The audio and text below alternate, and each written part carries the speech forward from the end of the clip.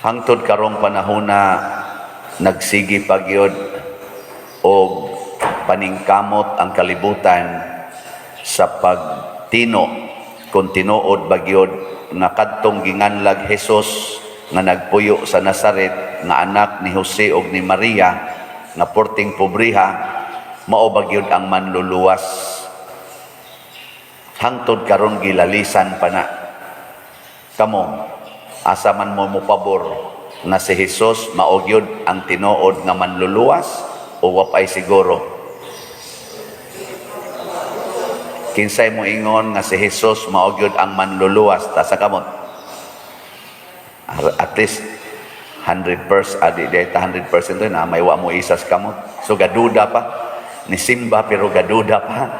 So labi na mo dihang mga online parishioners, utrosan mo. Usahay gani mga pari pa mismo nagduda kung si Hesus ba kadtong anak ni Jose ug ni Maria nga nagtubo dito sa Nazaret o gilansang sa krus dito sa Jerusalem o gilubong sa didto, mao ba gyud ang tinuod nga manluluwas? Mao na gakinahanglan tag mga prueba kanabang gitawag og unsa man naroy uso sa karon sa aning eleksyon kanang naadagid ba daghang kay fake news, unsa to ilang counter act ana para pamatud ag fake news bagdili na gitawag lang fact check kanabang chiko nimo ang kamatuoran nya. Mo na nay mga fact checkers sa mga lain-lain nga mga partido karon.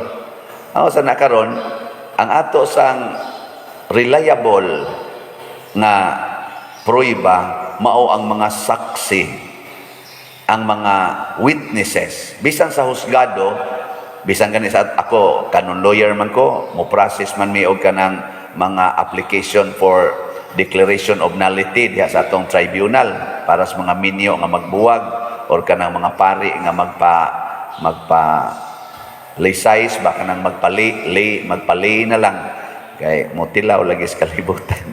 ana man na sa tribunal mo agi sa atong mga canon lawyers, gakinahanglan gyapon mig mga saksi, witnesses. Karon sa unang pagbasa ni ay saksi si San Pedro ug si Juan, nagkuyog sila. Bago pa lang kay nahitabo ang kamatayon ni Kristo. Nya dunay bakol nasukad pa siyang pagkabata, di gyud kalakaw, pakilimos. Unsay gigamit ni Pedro? Wa mi kwarta para ipatambal nimo, para ipa-ospital nimo, or kaha ilimos nimo, wa mi. Pero hatagan kanamo sa niya namo. Unsa may naa nila? Ang ilang pagtuo ni Kristo, ang ilang kanabang conviction na si Kristo mao gyud tinuod ang manluluwas. Mao tong niingon din sila sa ngalan ni Hesus tindog og lakaw. Nya nakatindog man, nakalakaw man. Unsa man na? Fact check. Asa? Di ba? Fact check. Kaya ang gigamit ni Pedro sa ngalan ni Hesus. Nga si Hesus nag-ingon siya, ang nagtuo kanako makabaton ni ining maong musunod nga mga gahom. Sa akong ngalan makaayo mo mga masakiton, makapapahawa mo mga yawa, makasangyaw mo sa maayong balita sa akong ngalan. Yan ang pag-ingon si Kristo, kinsa tong duha o tulo nga magkatigom sa akong ngalan, ana ako sa inyong taliwala, ug bisan unsay inyong pangayoon sa amahan sa akong ngalan, ihatag kana kaninyo. Fact check. Di ba? Oo, na siya. So why problema sa kalibutan nga di masulbad? Why bakak sa kalibutan nga dili sa Tagalog pa masupalpal? Basta gamito nato si Kristo. Because niingon mas Kristo, ako ang dalan, ang kamatuuran. I am the way, the truth. Ano na siya, truth? Kung sa may kamatuoran sa simbahan, kita ba, simbahan, isip parokya, unsay kamatuoran nga makasulbad og problema nga daghan kay tang nagsimba nga parishioners, di ba? Pilay parishioners nato dinhi, bana-bana nato mga 25,000 das mga bata, abot pagitinginig 30. Sa ako lang ng service mga 5 ka barangay nato dinhi, mga 25,000 to 30,000 tadas mga bata.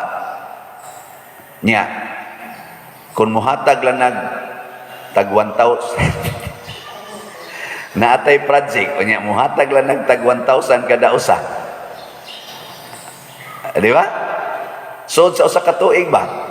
Tigong, hatag tag 1,000 kada usa. Ug naatay project nga mo worth of 25 million, 1 year, humana. Pasabot gaan kaayo ang atong himuong proyekto kung puy anato ang kamatuoran nakita di ay daghan ta dinhi. Kakuha mo? Ana, unya rog naay way lungon diha atong usa ka parokyano, way lungon para ikalubong or way ikabaya dito sa lubnganan nga mo worth og tagpila na kanang bayad diha sa sige, suway mong kamatay, kay bawag mong prepresyo diha. Mahal na naroon ka ng tagpila, naroon ko ang bertiting ka nang diha sa nang palubong ka, babahat, naman ay bayad ka ng nitso. Oh, murag, mananabta na to ay. Tingali, mga di na mo ubos sa mga 10,000. Bayron nun. O diyaron. Kung ang imong saligan katong atong parokyano nga nagyaka sa yuta ang balay nga hapit gani way kaldero, hasta kaldero busluton. Ug mao toy mamatay nga ilubong diha, wa siya 10,000. Pero tungod kay 25,000 man ta kabuok, parokyano dinhi nga ni alas teritorios parokya, ug maghatag-hatag tagtag bisan lang siguro tag pila man. 100. Wa na oy. Sulbad dayon. 100 ra. Di pertinggaan na. Sa ato pa di ay kung mubati tang kita usa ka simbahan, way problema labi na financial nga dako kaayo para nato. Mao bita tong kapilinya nagkinahanglang mga 45 million para ma-construct o ma-consecrate ang maong simbahan. Nisugod tagtabang dito pinaagi din sa atong parokya August 8, 2021 na consecrate April 4, 2022. Wa kaabot og 1 year na human ang 45 million na panginahanglan. Tungod to natong tanan nga mibati nga kita usa ka simbahan. O pakpakan na to ang Ginoo. Fact check nga ang simbahan di ay is powerful. Di ba? Karon atong niagi natong pista o sa atong Holy Week, nagbana-bana ta nga naatay mga 4 million na gastuhonon ato. Nya na maligya tag slot SOS BF sa to Sanctifying Unity of San Vicente Ferrer. Ang atong tanan yung gasto niabot og dana ginis Holy Week ha, niabot og 4.2 million. Dako-dako sa itong gastuhan, 4.2 million. Ang halin na to, kay 8,000 slots man to itong gibaligya para moabot og 4 million. Ang total gid natong halin, tag 500 sa SOS BF, as of yesterday ni nga final counting, ning abot og 8,153 slots. So ang equivalent ani uban pag yung mga napagyoy ka na ganing mga extra nga mga donations nga wa moagi og slots, ang total natong nadawat nga donations and receipts o kaning mga kaning slots para sa atong pista og sa Holy Week ning abot sad og 4.5 million. Di ba? So naatay sobra nga 300,000 more or less. Unya, problema day na kadako atong gastuha. Ano? Pero wa man lagi ta maproblema tungod kay niak man ta as simbahan. So salamat natong tanan nga mibati nga simbahan ta, nga nagkahiusa ta.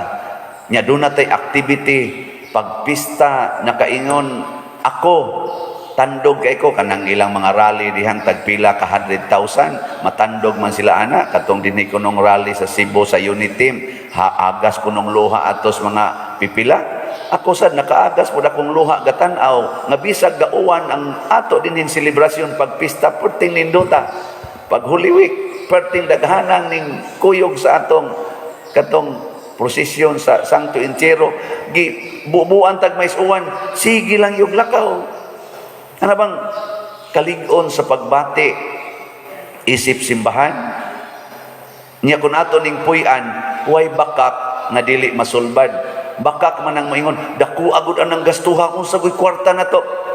Kwarta gud taon. Sige, palit-palit lang slot, palit-palit lang. Sulbad oy. Na siya. Mamong nangaguol nga human ni noon.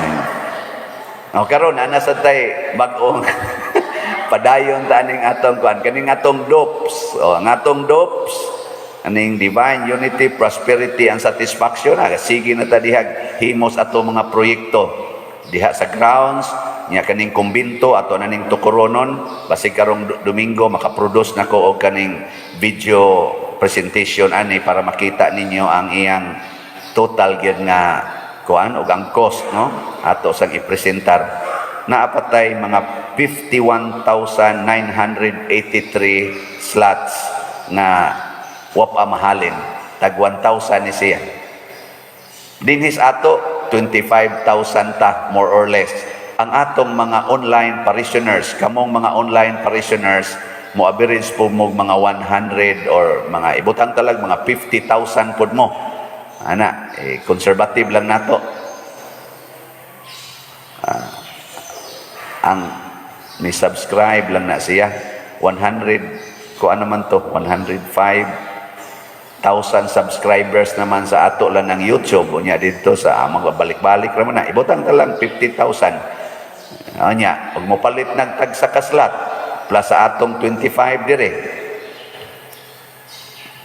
kaning 51 masubrahan panig mga 20,000 ka slots nya og mopalit mo gikan karon kutob Hunyo mopalit mo ko sa kaslat kita tanan inyong mga anak inyo sang assignan na kay anak pito ka buok pito sad kaslat imong paliton gikan karon hantod Hunyo ana no ako mo pasalig man sad ko nga kada semana palit man gyud og labing menos na po kaslat hot doon ko na akong stipend o palit og salat adi sa doy binlan sa nakong monthly ginagmay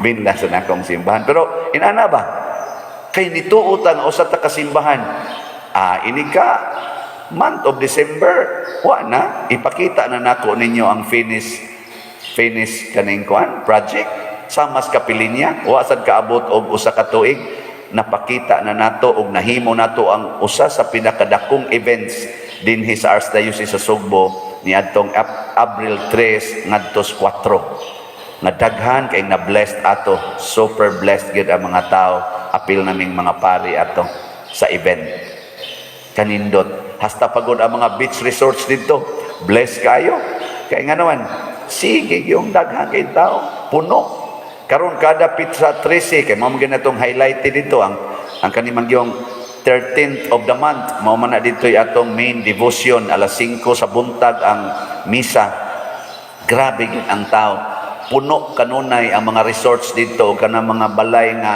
abutanan puno kanunay sa mga pilgrims nga mo check-in kay mo apil sa misa unsa man ni siya makasulbad og financial need hastang mga habal-habal driver aligre kay sila siging hatod na to tagpila ka na ilang bayad ang mga kandila gapanon ang nagdaas kandila siging dagan-dagan siging hatag ng kandila kay mo dagkot ng kandila inig isa-isa nimo ang nanindag mga chichiriya nanindag mga pamahaw nanindag mga kuan tuwa sa dito pagkadako sa natabang tungod lang ni ining maong kamatuoran sa pagtuo. Di ba? Mao ni ang gustos Ginoo, nakamautang mo recognize sa kamatuoran, pero nagkinahanglan ni siya og kaning pag-ila nga usa ta kasimbahan. Mo bitaw na karon na ay kanibang problema sa kumilik ba? Na ay akong nakiaka mo, kita ang tingali mo ana, naman na sa YouTube, nga naanay ng reklamo, nga nasa gibutaran nga presidente, wa mo gawa sa iyang baluta, pag naman ay resibo, kana inipasok nimo ngadto sa Picos Masin, ay resibo nga ihatag nimo, murabag ni palit ka ba? Nya mo gawas dito ang imong gipalit, ang mga items, ang palit ka grocery, di ba naaman ay mga items? Uy, wa man mo gawas ang iyang presidente. Di, 40 niyang reklamo, ang usasad nga reklamo, wa sad mo gawas ang iyang senador nga sidan. Reklamo na po siya. Kani duha pa lang ni kakaso, murag sobra natin yung duha kaso, pero dako kay ni siyang problema. Ako, member ko o organizer ko sa Sisimpel sugod pa atong 1992. Karon ni deklarar ang atong Sisimpel nga anang minimal kayo ang atong participation dito sa kuan kami mag-provide man ning Sisimpel og mga watchers. Nya naasa tay atong share atong katong tabulation bitaw sa presento. Nya ato tong kwaong kopya nya itabulate nato sa atong Sisimpel office aron makakita tag trending, ma-check ang actual nga kuan og sa atong trending nga gipang actual og count. Karon mo na problema kay inig sud anang kay sa una manual pa man to, karon inig sud anang Picos Machine ug unsay gi-report sa Picos Machine mauna na siya ang final. Nya unsaon nimo pagkahibaw nga mao nay final basig ang tanan nga ni sud didto giusab sa Picos Machine inside kay dunay nagmanipulate. How to know the truth? Sama ani karong nahitabo. Muna, niingon sila, hapitan ng kandidato, niingon yun, bantayan natin ang ating boto. Bantayan atong vote. Nya unsa ang pagbantay? Na malandong ko kaganihan ako, Lord, you are the truth. Unsa kay paagis pagbantay ani no? Nga ang single vote, hapit na lang yun, musyagit sa kasuko, katong tuang nibutar na, hain ang akong presidente! Ano ba? Ngano wa mo labas? Isog kay siya. Kay nga naman, personal to niya nga desisyon.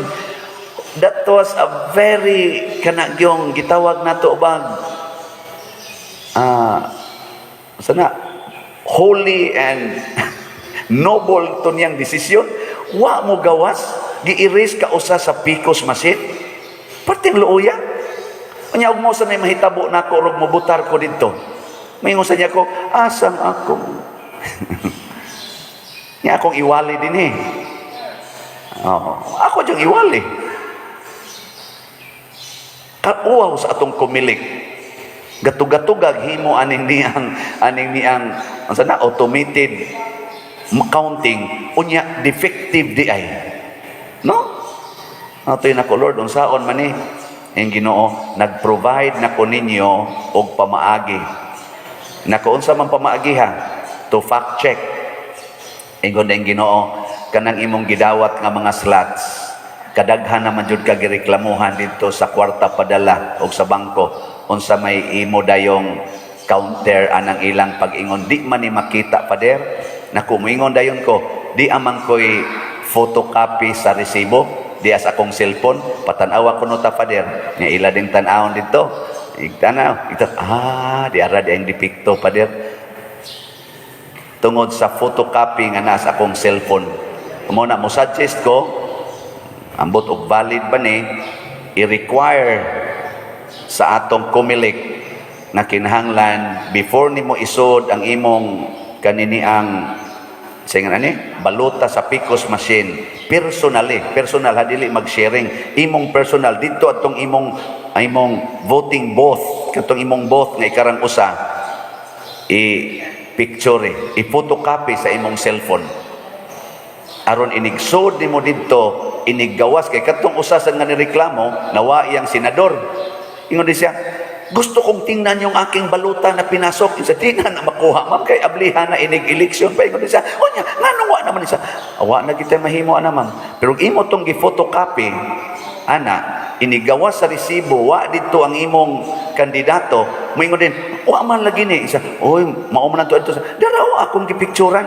Before ko ni so diha akong gipicturan, naa ang balot serial number nang imong nga, nang imong signature. Imong picturan. Nya inigso dito, mo reklamo pa sila, diha dayon, imo dayong ma-check. Unya kun moingon sila nga di pa ni nato madil karon, i-count na siya. Nya kamong tanang partido sa mga partido sa kanang lain-lain partido ba? Gikan atong inyong gi-screenshot nga gi-screenshot ba na gi-photocopy nga mga baluta sa inyong mga kauban, paghimo na mo og counting, trending. Ana, kita sa simbahan, ala magdasa tangan tog, awa dete ato eh. Di na lang ta dinhi, di na lang ta magtuga-tuga kana mga partido kay interesado man kay sila ana. Pero ako sa akong bahin, ako ginang picturean because that is my right to keep a photocopy of my katong akong baluta aron inigawas sa resibo, i-check nako kung nakita ba tanan nga akong gibutaran. Why makalalis ana? Bisan pagkinsang abogadoha sa Comelec, di mo makalalis nako nga akong picturean ang akong baluta before nako isulod. Ug mo na itong buhaton aron why magmahay nga mga kandidato kay dagko kay ni sila gasto karon maluoy ang taon ta nila. Unya usbon lang sa kanang PCOS machine tungod sa iyang depiktoso nga machine. Luoy kay no? Muna ingos Kristo kanang inyong cellphone nga sige lang mong tan-aw diha porn, imo lang nang i-text sa imong kabit o sa imong ka-textmate. Gamitan na lang nas tinarong haron makasuporta na nga ang imong gibutaran tinuod yung giihap didto sa Comelec. O ang Comelec sad maka-fact check pod sila kung pananglitan dunay reklamo usa na ni ana ang ilang mga photocopies nga naa sa cellphone. Fact check na siya. Di ba?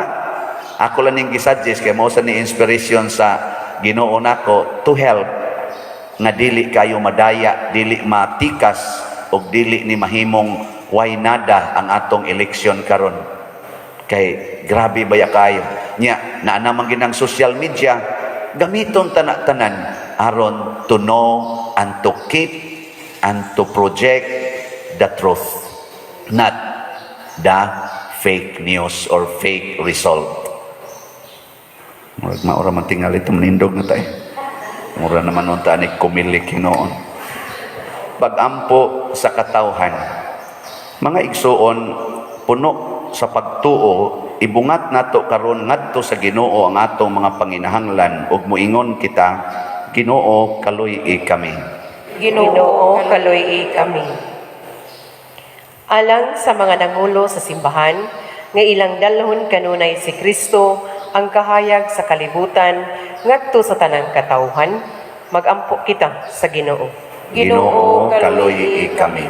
Alang kanila nga naghupot og katungdanang publiko, nga makahatag unta sila og diunay nga pagpangalagad labi na sa mga kabos, magampo kita sa Ginoo. Ginoo kaluy-i kami. Alang sa malampuson ug malinawon nga piniliay, magampo kita sa Ginoo. Ginoo kaluy-i kami. Alang ni atong naganto sa nagkalain-laing matang sa sakit, nga makabaton na sila og hingpit nga kaayuhan ug kahupayan diha ni Kristo, magampo kita sa Ginoo. Ginoo kaluy-i kami. Alang sa kalampusan sa Second National Mission Congress karong Abril 17 hangtod 24, 2022 nga motak-op sa pagsaulog sa 500 years of Christianity, magampo kita sa Ginoo. Ginoo kaluy-i kami. Alang sa sulugoon sa Dios, Teofilo Kamumot, Obispo, nga mabayaw na sa kadungganan sa altar, akit ni Kristo, magampo kita sa Ginoo. Ginoo kaluy-i kami. Alang sa mga proyekto dinhi sa atong simbahan nga pinaagi sa pangama o paggiya ni San Vicente Ferrer, magmalampuson og mahuman unta sumala sa atong mga giplano o gipangandoy, magampo kita sa Ginoo. Ginoo, kaluhi kami. Alang sa tanang mga benefactors o donors sa atong simbahan, nga mihatag og pinansyal og lain-laing hinabang, ug alang sa mga nagtrabaho dinhi sa atong mga proyekto, nga hatagan unta sila sa Ginoo og daghan pang mga grasya sa ilang kinabuhi. Malikay sila sa mga kadautan, ug walampos unta ang tanan nilang mga paningkamot, magampo kita sa Ginoo. Ginoo, kaluhi kami. Alang kanilang tanan nga nag-una kanato diha sa pagtuo, nga pakaambit na sila sa kinabuhing walay katapusan didto sa langit, magampo kita sa Ginoo. Ginoo, kaluhi kami. O Dios, nagmaya kami sa pagkabanhaw sa imong anak. Dawata kining among mga pangamuyo nga among gituboy dihas gugmag pagtuo pinaagi sa maong Kristo nga among Ginoo. Amen.